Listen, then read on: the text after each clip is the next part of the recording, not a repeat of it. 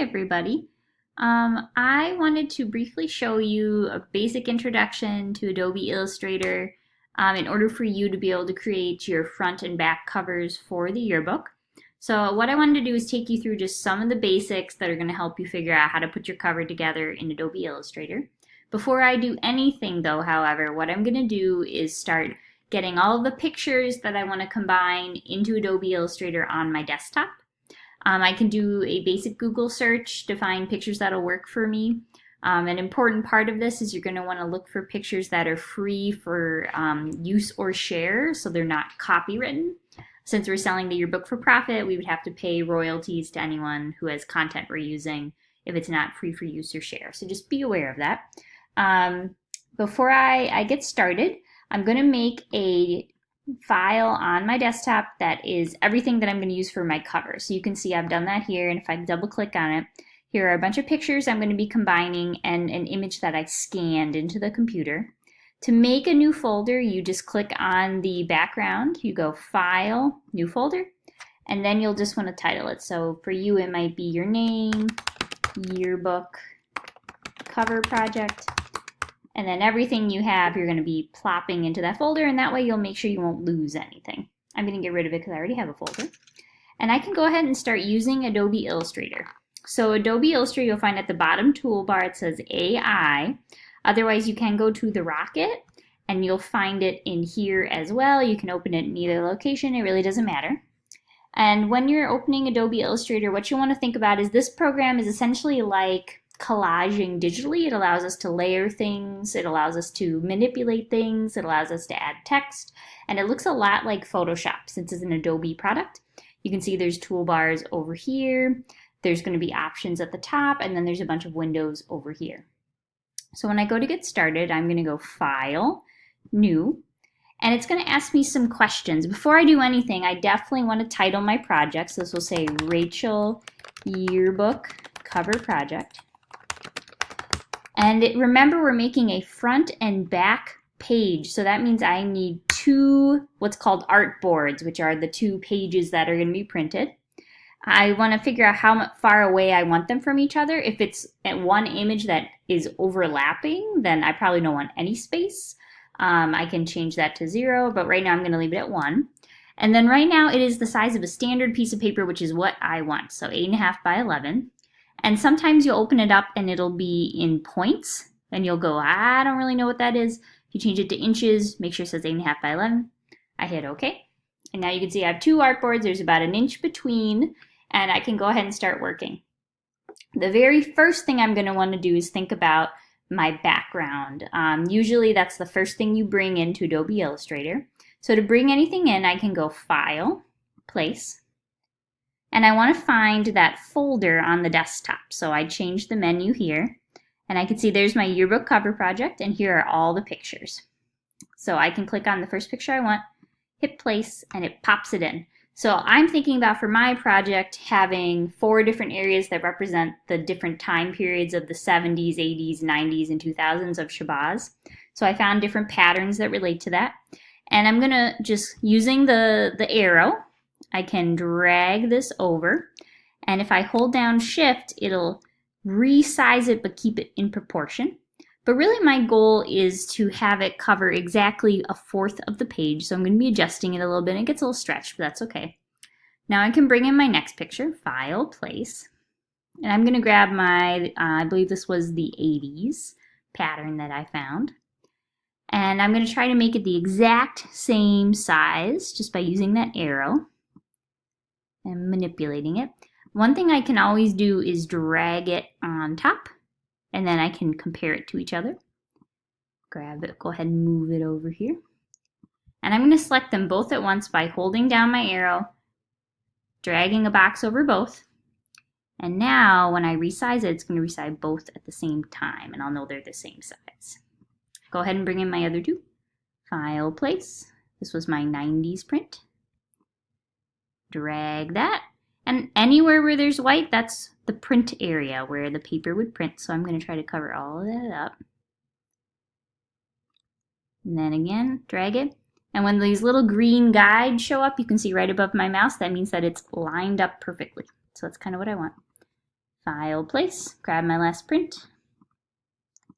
Go ahead and drag that. And I can resize it, get it lined up. And now I have kind of 4 different prints for the 4 time periods. I want them to stay all together. So a neat trick I can do is I can again hold down my mouse, drag over all of them, and you can see the little boxes indicate all of them are selected. And I can go Object, Group, and now when I move this, it's going to move the whole thing together, which is pretty handy. I think I want my back and front cover to have similar pattern, so I'm going to just copy and paste that, Control C, then Control V, and drag it into my front and back cover. Now I'm going to zoom out so I can see it a little better. Now I may not want these to move, so if that's the case, I can drag it over both of them and go Object, Lock, Selection. And now, even though I'm clicking, my stuff isn't shifting around. So as I try to build my cover on top of here, I'm not dealing with stuff moving, okay? So that's kind of a handy thing. The other thing you can do is if you go to the Effect Gallery, it will allow you to play around with different motifs. So let me unlock these. So I can select one you can kind of see. Effect Gallery.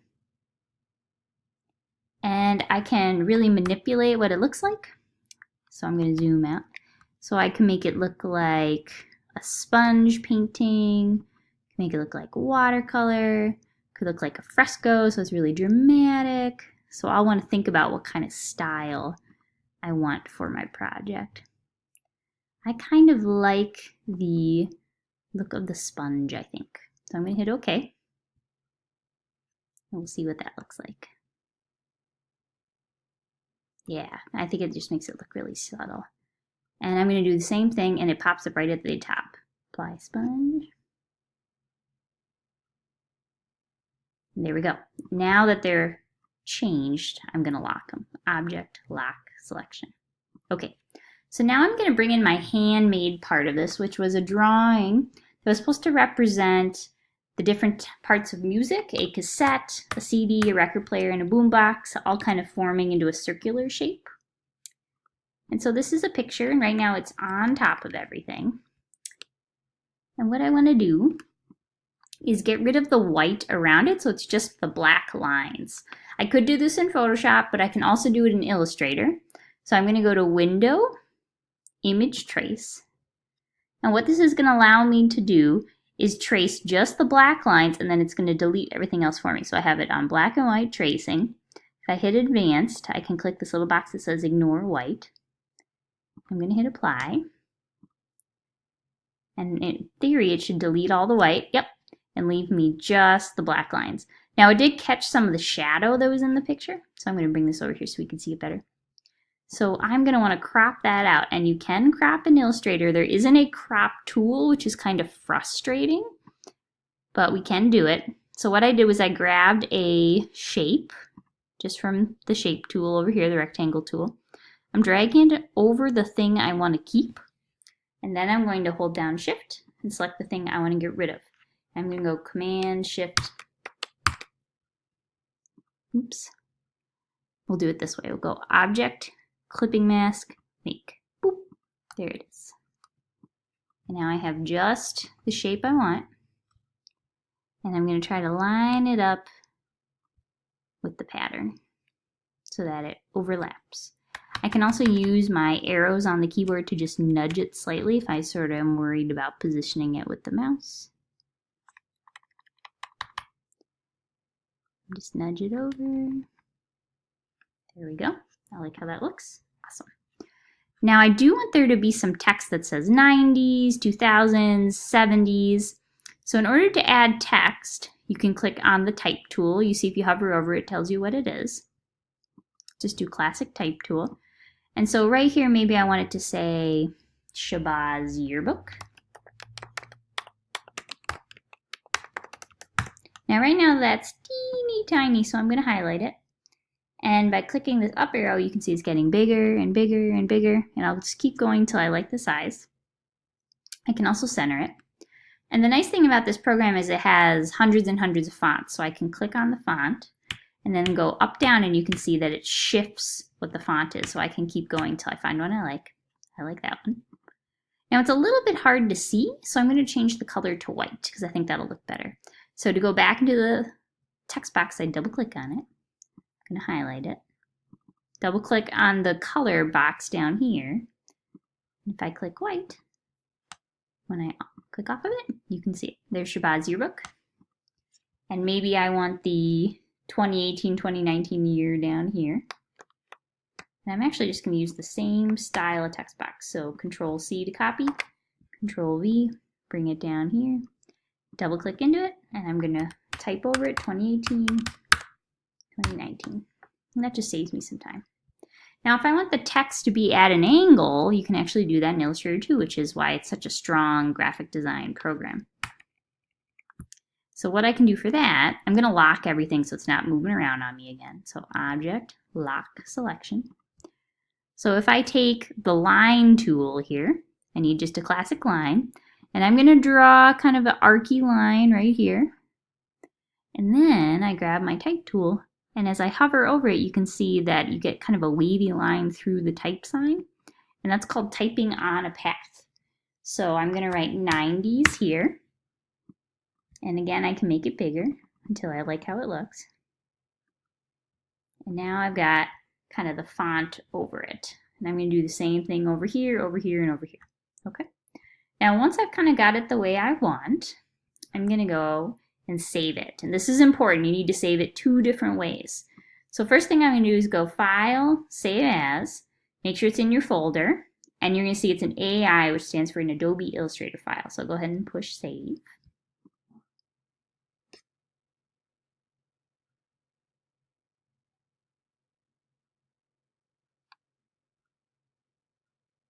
There we go. But then if I actually think I'm officially done and I'm going to want to print it, printing an Adobe Illustrator file is kind of challenging. So I go File, Save As, and I'm going to change it to a PDF in the same folder. Go ahead and hit Save.